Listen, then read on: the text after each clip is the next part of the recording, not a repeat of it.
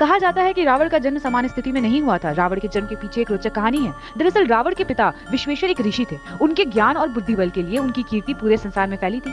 एक बार जब देव और असुरों का युद्ध हुआ था, तब असुर युद्ध में पूरी तरह से पराजित हुए थे। उस वक्त असुर राज सुमाली अपनी पुत्री कैकसी के साथ छिपकर रसातल में रहकर अपनी पराजय का प्रतिशोध लेने की योजना बना रहे थे। तभी उन्हें विचार आया कि श्री ऋषि विश्वेश्वर के साथ अपनी पुत्री कैकसी का विवाह करा दिया जाए तो इस समस्या का समाधान हो सकता है। पिता की आज्ञा का पालन करते हुए कैकसी ऋषि के आश्रम पहुंचे। उस वक्त ऋषि संध्या वंदना में लीन थे और आंख खोलते ही जब उन्होंने कैकसी जैसी अति सुंदर को देखा तो उसके आने का प्रयोजन पूछा। जिस समय कैकसी आश्रम में थी उस वक्त उस दारुण बेला में उसने ऋषि विश्वेश्वर से विवाह का प्रस्ताव रखा, लेकिन ऋषि ने कहा इस बेला में होने वाली संतान ब्राह्मण कुल में होने के बाद भी राक्षसी प्रवृत्ति की होगी। कैकसी ऋषि की बात सुनकर उनके चरणों में गिर याचना करने लगी कि इस बात का कोई समाधान दीजिए। फिर ऋषि ने कहा कि राक्षस प्रवृत्ति की इस संतान के बाद एक और संतान होगी जो अत्यंत धार्मिक प्रवृत्ति की होगी। इसके बाद ही कैकसी और विश्वेश्वर के दो पुत्र रावण और विभीषण